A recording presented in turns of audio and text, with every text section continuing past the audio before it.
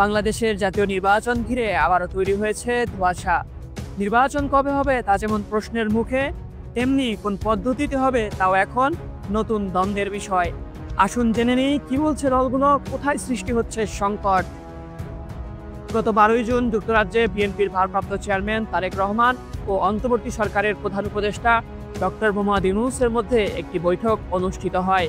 বৈঠক শেষে ফেব্রুয়ারিতে নির্বাচন প্রসঙ্গে আসে যৌথ ঘোষণা। অনেকেই ভেবেছিলেন নির্বাচনের অনিশ্চয়তা এবার কেটে গেল, কিন্তু এখন নতুন করে দেখা দিচ্ছে বিভ্রান্তি। এবার বিতর্ক শুরু হয়েছে নির্বাচন পদ্ধতি নিয়ে। একদিকে জামায়াত ইসলামী আন্দোলন সহ ছোট রাজনৈতিক দলগুলো চাইছে আনুপাতিক প্রতিনিধিত্বমূলক পদ্ধতি বা পিআর সিস্টেম।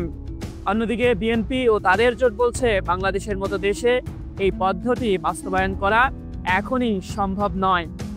পিআর পদ্ধতির পক্ষে দলগুলো বলছে প্রত্যেকটি ভোট সংসদে প্রতিফলিত হয়, কোনো ভোট হারিয়ে যায় না। মাত্র 1% ভোট পেলেও সংসদে আসন পাওয়ার সম্ভব। সব দলের প্রতিনিধিত্ব নিশ্চিত হয় এর ফলে। কোনো দল একচেটিয়া ক্ষমতায় যেতে পারে না, ফলে গণতান্ত্রিক ভারসাম্য বজায় থাকে। ব্যক্তির বদলে দলের দর্শন ও কর্মসূচি গুরুত্বপূর্ণ পায়, দলকেন্দ্রিক রাজনীতি গড়ে ওঠে।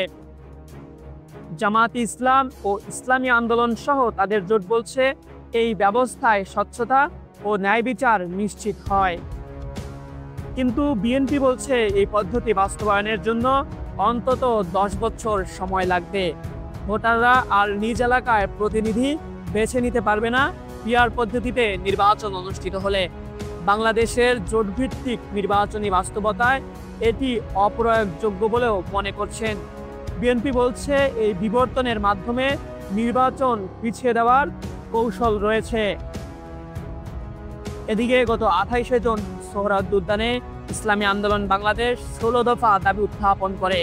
এর মধ্যে আছে সংসদের 2 কক্ষ চালু করা ও আনুপাতিক পদ্ধতিতে নির্বাচন আয়োজনের প্রস্তাব। মূলত এরপর থেকে এই আলোচনা আরো বেশি সামনে চলে আসে। এখন প্রশ্ন হলো, এত সব আলোচনার মধ্যে দিয়ে নির্বাচনের সময় কি পিছিয়ে যাচ্ছে, নাকি এই বিতর্কের পেছনে আছে অন্য কোনো রাজনৈতিক কৌশল?